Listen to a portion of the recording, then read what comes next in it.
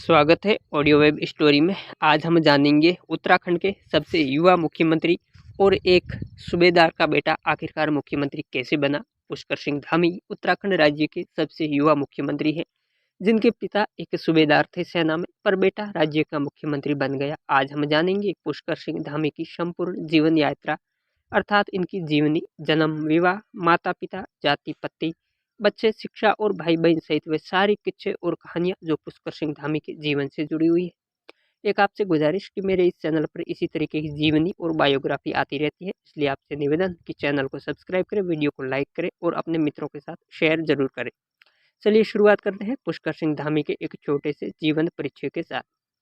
पुष्कर सिंह धामी का जन्म उत्तराखंड राज्य के पिथौरागढ़ जिले के टुंडी गांव में 16 सितंबर 1975 को एक कुमाऊनी राजपूत परिवार में हुआ था।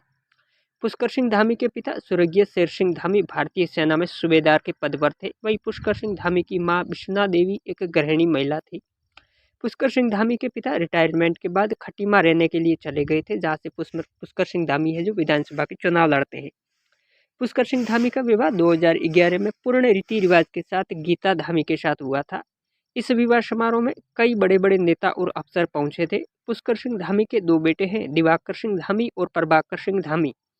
चलिए अब जानते हैं कि एक सूबेदार का बेटा कैसे बना उत्तराखंड का मुख्यमंत्री, जबकि पिता तो आर्मी में थे, इनको आर्मी में ले जाकर अफसर बनाना चाहते थे।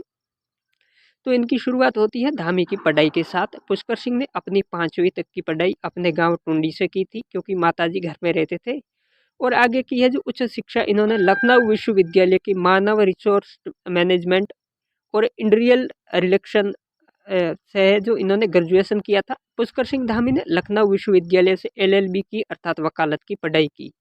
यहीं से शुरू होती है इनके राजनीतिक जीवन की शुरुआत, क्योंकि 1990 में धामी ने भाजपा व संघ की छात्र इकाई ABVP में शामिल हो गए थे। अखिल भारतीय विद्यार्थी परिषद को ज्वाइन कर लिया था और है जो सक्रिय कार्य करते हुए कई पदों पर रहे थे ABVP में।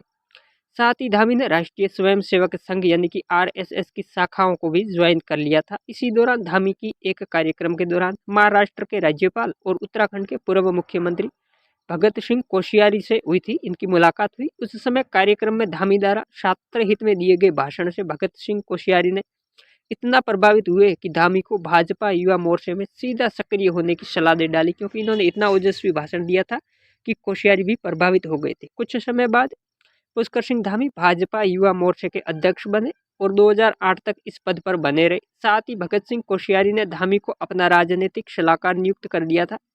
पुष्कर सिंह धामी की सक्रियता और काबिलियत को देखते हुए इन्हें 2012 में बीजेपी ने उत्तराखंड की खटीमा विधानसभा सीट से उम्मीदवार घोषित कर दिया। पुष्कर सिंह धामी अपने जीवन का ये पहला चुनाव जीत लिया। 2017 में वापस पुष्कर सिंह धामी ने इसी विधानसभा से चुनाव जीता। 2021 में उत्तराखंड की राजनीति में उथल पुथल हुआ कि तीरथ सिंह रावत को मुख्यमंत्री पद से इस्तीफा देना पड़ा था उस समय।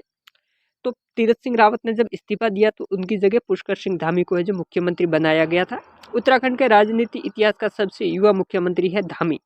धामी ने 2022 में हुए उत्तराखंड विधानसभा की बागडोर है जो धामी को सौंपी गई थी, क्योंकि युवा थे और मोदी के है जो सबसे पसंदीदा नेता थे और राजनाथ सिंह के करीबी माने जाते थे, जिसमें धामी खुद तो चुनाव हार गए पर अपनी पार्टी बीजेपी को पूर्ण बहुमत दिलाया। पर बात जब मुख्यमंत्री चुनने की आई तो लंबी बैठकों के बाद राजनाथ सिंह ने पुष्कर सिंह धामी के नाम पर अंतिम मोहर लगाई और दूसरी बार पुष्कर सिंह धामी को मुख्यमंत्री बनाया गया। देश में पहली बार उत्तराखंड में धामी ने यूनिफॉर्म सिविल कोड अर्थात UCC लागू किया। वैसे धामी मोदी के सबसे पसंदीदा नेताओं में शुमार है और केंद्रीय मंत्री राजनाथ सिंह के करीबी माने जाते हैं। तो इस तरह रही पुष्कर सिंह धामी की जीवन यात्रा। ये वीडियो आपको कैसा लगा, कमेंट बॉक्स में अपनी राय जरूर